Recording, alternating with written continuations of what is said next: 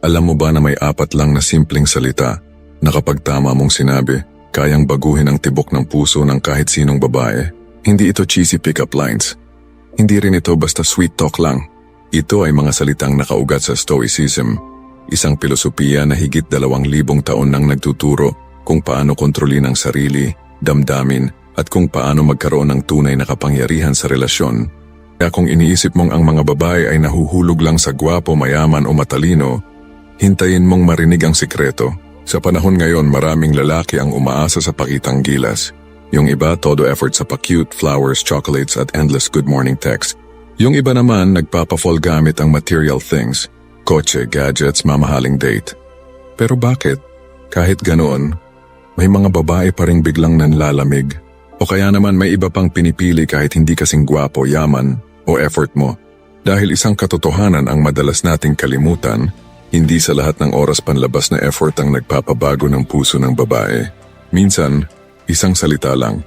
Pero tama ang timing, tono at intensyon.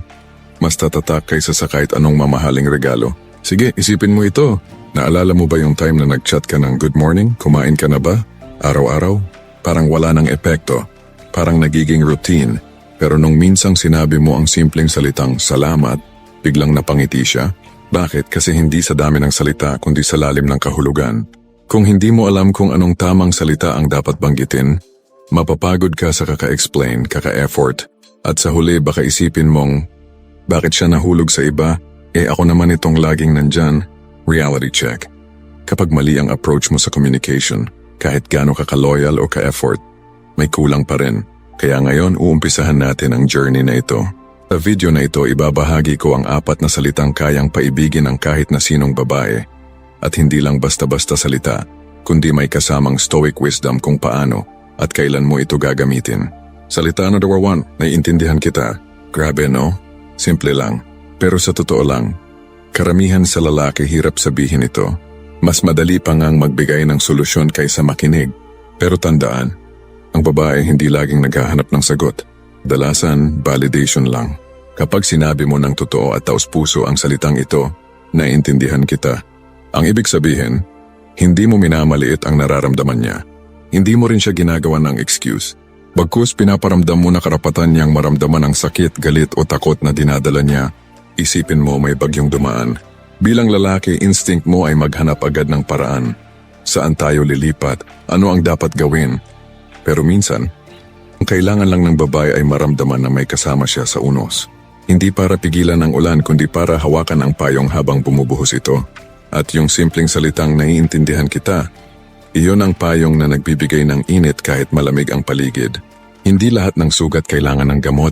Minsan kailangan lang ng tao na may magsabi, naiintindihan kita. Ayon kay Epictetus, isa sa mga kilalang Stoic philosopher, we have 2 ears and 1 mouth so that we can listen twice as much as we speak. Kapag ginamit mo ang salitang naiintindihan kita, pinapakita mong kaya mong mag-practice ng self-control na hindi laging kailangan ng rebuttal, solusyon o debate. At sa mata ng babae, ang ganitong uri ng lalaki ay rare. Sa chat, pansinin mo. Kapag may sinabi ang babae tulad ng, stress na ako sa work, parang hindi na ako enough. Karaniwan sagot ng lalaki, huwag ka na ngang ganyan, kaya mo yan. O kaya, magpahinga ka na lang. Pero kapag sinagot mo ng, naiintindihan kita, ang bigat niyan para sa'yo. Boom! Biglang ibang level ang dating. Bakit? Kasi hindi mo minadali ang feelings niya. Pinatotohanan mo muna. Maraming lalaki ang naguguluhan kung bakit kahit sobrang effort na nila, parang may kulang pa rin. Bakit may mga babae pa rin parang laging nagdududa? Bakit kahit anong gawin mo may tanong pa rin siya ng, mahal mo ba talaga ako? O seryoso ka ba talaga? Ang problema, maraming lalaki ang sumasagot dito ng bara-bara. Minsan joke, oo naman ano ka ba? Minsan irita, ilang beses ko ba sasabihin sa'yo? At minsan deadma lang. Resulta? Mas lalo lang nagiging insecure ang babae. Imagine this, nasa relasyon ka, pero kahit araw-araw mo siyang kasama, may takot pa rin sa isip niya na baka iwanan mo siya. Na baka dumating yung araw na bigla ka na lang magsawa. At oo, kahit hindi mo intention, minsan ang kilos mo ay nakakadagdag pa sa takot niya. Pag hindi ka consistent sa mga salita at gawa, kapag parang hindi ka sigurado sa nararamdaman mo, ang babae ay parang nasa bangkang maliliit ang butas. Hindi man agad lulubog pero unti-unti siyang kinakain ng kaba. At dito papasok ang ikalawang salita. Ang salitang ito ay, nandito ako. Simple ulit pero sobrang bigat ng impact. Kapag sinabi mong nandito ako, dalawang bagay ang ipinararamdam mo. 1. Presensya, na hindi lang siya nag-iisa. 2. Commitment. Hindi ka tatakbo sa gitna ng unos. Isipin mo yung isang sundalo sa gitna ng digmaan. Hindi niya kailangang mangako na lagi kitang ipagtatanggol sa bawat segundo. Minsan sapat na ang isang sulyap at ang salitang, nandito ako. Kasi ang tunay na lakas ay hindi laging makikita sa dami ng salita, kundi sa kasiguraduhang dala ng presensya. Hindi lahat ng babae naghahanap ng prinsipe. Minsan, ang gusto lang nila ay isang mandirigmang marunong magsabi ng, nandito ako at hindi ako aalis. Sabi ni Marcus Aurelius sa Meditations, be like a solid rock against which the waves break but it stands firm. Ganon ang ibig sabihin ng salitang nandito ako. Hindi mo kailangang pigilan ang mga alon ng problema. Kailangan mo lang maging batong matibay na masasandalan niya. Sa Stoicism, mahalaga ang steadfastness, ang kakayahang manatiling matatag kahit magulo ang paligid. At kapag nakikita ng babae na kaya mong gawin ito, hindi lang siya nahuhulog, iging kampante pa siya na ikaw ang tamang tao para sa kanya. Scenario? Siya, ang hirap ng araw ko, parang gusto ko na lang sumuko. Ikaw, average guy. Kaya mo yan, huwag kang ganyan. Ikaw, stoic man. Nandito ako kahit anong mangyari. Big difference, di ba? Yung una parang dismissal, pero yung pangalawa nagbibigay ng assurance. At kung iisipin mo, hindi ka naman nangako ng imposible. Hindi mo sinabing aayusin ko lahat ng problema mo. Sinabi mo lang ang totoo. Na nandyan ka at handang makinig. Meron akong kilalang couple. Laging insecure si girl kasi maraming babae ang humahanga sa boyfriend niya. One time napuno na siya at sinabi, baka isang araw makahanap ka ng mas maganda, mas successful, mas better kaysa sa akin. Kung ibang lalaki, baka sagot ay, hindi, ikaw lang naman mahal ko eh. Pero ang sinabi ng boyfriend niya, pwede kong makita ang mas maganda, mas successful, pero wala silang ikaw kaya nandito ako. Ayun, naiyak si girl. At hanggang ngayon sila pa rin. Hindi dahil sa drama, kundi dahil naramdaman niyang hindi siya iiwan. Breakdown ng epekto ng nandito ako. 1. Emotional security. Wala nang mas makakapagpakalma sa babae kundi assurance na hindi siya nag-iisa. 2. Trust building. Kung consistent ang salita at gawa mo, lalaki ang tiwala niya sa'yo. 3. Deep connection. Hindi lang ito romantic, nagiging mas malalim pa kaysa attraction. Na mo gagamitin, huwag lang sa salita, sa gawa rin. Kung sinabi mong nandyan ka, siguraduhin mong hindi siya naghahanap sa'yo sa oras ng pangangailangan. 2. Gamitin sa tamang timing, sa oras na vulnerable siya, sa oras ng away o misunderstanding, sa oras ng takot o duda. 3. Sabihin ng may conviction. Hindi pa bulong, hindi bara-bara, dapat maramdaman niya na buo ang loob mo. So far, nadiskubre na natin ang dalawang makapangyarihang salita. 1. Naiintindihan kita. Validation at empathy. 2. Nandito ako. Presence at security. Pero may kulang pa. Kasi kahit naiintindihan mo siya, kahit nandyan ka para sa kanya, kung wala ang susunod na salita, madalas mararamdaman pa rin ng babae na hindi siya sapat. Ito ang ikatlong salita. At kapag natutunan mong gamitin ito ng tama, mas magiging matibay ang foundation ng relasyon ninyo. Handa ka na ba? Maraming babae ang nahihirapang paniwalaan na sila ay enough, lalo na sa modern dating world. Sa social media nakikita nila ang mas maganda, mas sexy, mas successful. Sa workplace nakukumpara nila ang sarili sa iba. Sa relasyon may mga pagkakataong naiisip nilang baka may makita kang mas better. At dito pumapasok ang insecurity, na kahit ikaw ay loyal, kahit wala kang ginagawang mali, minsan bigla na lang niyang tatanungin, bakit ako? Ano bang nakita mo sa akin? Kung mali ang sagot mo dito, imbes na mawala ang duda mas lalong lalaki. Ganito ang madalas na senaryo. Isang gabi nag-usap kayo, tapos bigla niyang sabihin, siguro kung mas payat ako, siguro kung mas ganda ako na baka mas mahal mo ako. Ano madalas sagot ng mga lalaki? Grabe ka, huwag ka mangang insecure. Hindi naman importante yon, huwag ka nang mag-isip ng ganyan. Sounds good? Hindi. Bakit kasi parang dinismiss mo lang ang nararamdaman niya, at kapag ganito lagi, mabubuo sa isip niya na baka nga hindi siya enough. Dito nagsisimula ang silent doubts, ang overthinking, at minsan, ang paghahanap ng assurance sa iba. Kaya ito na. Ang ikatlong salitang kayang paibigin siya ng mas malalim. Pinagmamalaki kita. Boom! Isang simpleng linya na hindi lang pang-assurance kundi pang-angat ng kanyang pagkatao. Isipin mo ang isang trophy. Kung itatago mo lang ito sa aparador, hindi mo talaga pinahahalagahan. Pero kung ilalagay mo sa pinakakita parte ng bahay, ipinapakita mo sa lahat na proud ka dito. Ganon din ang babae. Hindi sapat na mahalin mo siya ng tahimik. Minsan kailangan din niyang marinig at makita na pinagmamalaki mo siya, both privately and publicly. Hindi sapat na mahalin mo lang ako. Gusto ko rin maramdaman na proud ka na ako ang pinili mo. Sa Stoicism, tinuturo na ang tunay na kayamanan ay hindi material, kundi nasa mga bagay na may tunay na halaga. Kung proud ka sa isang tao, ibig sabihin hindi mo siya tinitingnan bilang temporary o palamuti lang. Nakikita mo siya bilang virtue in your life. Sabi nga ni Seneca, what you think of yourself is much more important than what people think of you. Pero heto ang twist. Kung ang taong pinakamalapit sa kanya ikaw ay hindi ipinapakita na proud ka, mahirap para sa kanya na maniwala sa sarili. Scenario 1. Magkasama kayo sa isang party. Siya, nahihiya kasi feeling niya hindi siya kasing ganda ng ibang babae doon. Ikaw, hinawakan mo kamay niya at sinabi, pinagmamalaki kita. Wala akong hihilingin kundi ikaw ang kasama ko ngayon. Scenario 2. Nag-post ka sa social media ng simpleng picture niyo. Nilagyan mo ng caption, always proud of this woman.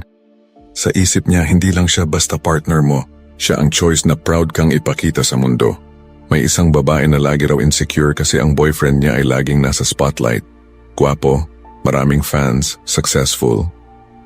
Laging tanong niya, baka isang araw magsawa ka sa akin?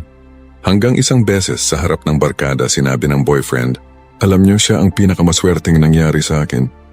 Pinagmamalaki ko siya higit sa lahat. Doon nagsimulang mawala ang takot ng babae. Hindi dahil sinabi lang niya in private, kundi dahil pinanindigan niya in public. Breakdown ng epekto ng pinagmamalaki kita. 1. Removes insecurity.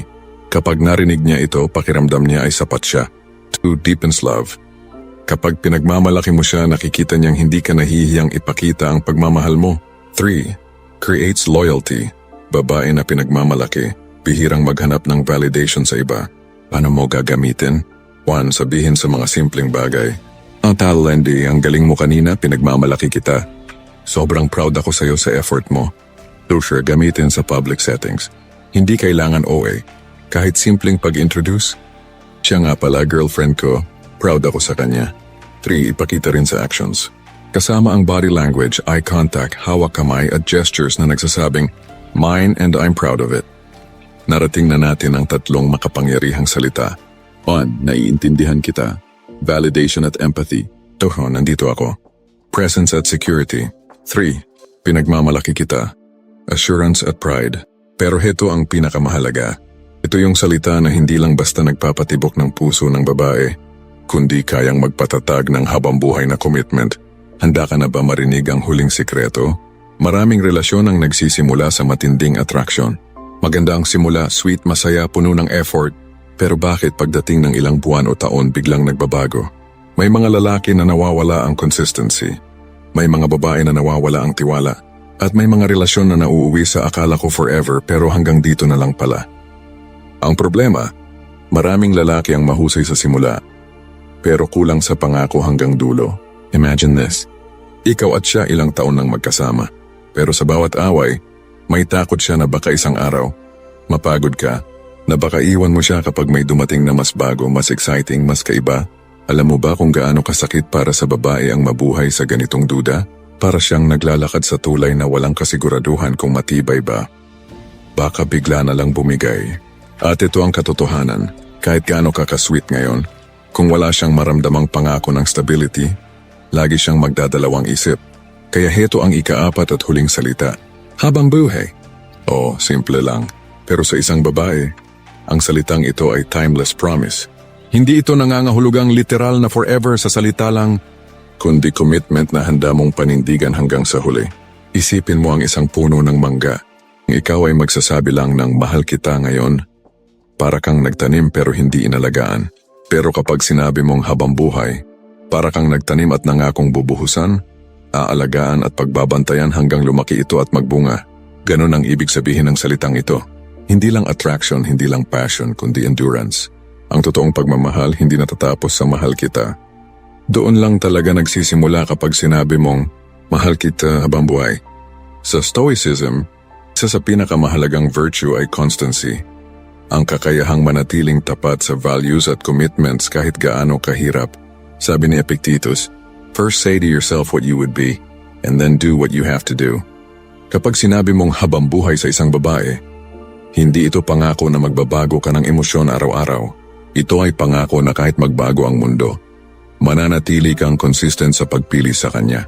At yun ang essence ng stoic love, hindi impulsive, kundi may paninindigan. Scenario 1, anniversary ninyo. Siya, baka isang araw magsawa ka rin sa akin. Ikaw tumingin sa mata niya at sinabi, hindi ako magsasawa kasi pinili na kita habang buhay. Scenario 2, sa simpleng chat habang nagkukulitan kayo. Ikaw, alam mo sa lahat ng noise sa mundo ikaw lang ang choice ko habang buhay. Hindi ito OA. Hindi ito cheesy kung totoo. At sa puso ng babae, ito ay magiging anchor ng stability. Isang matandang mag-asawa ang tinanong, paano ninyo nagawang manatiling magkasama ng 50 years? Sagot ng lolo, kasi nung sinabi kong mahal ko siya, ibig sabihin nun habang buhay. Hindi ako naghanap ng perfect, tinupad ko lang yung sinabi ko.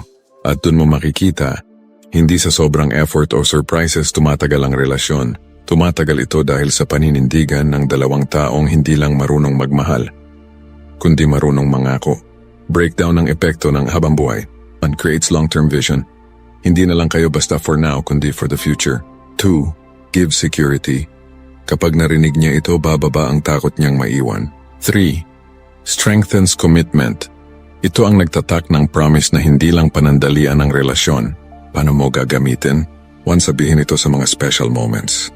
Anniversaries, birthdays, proposal.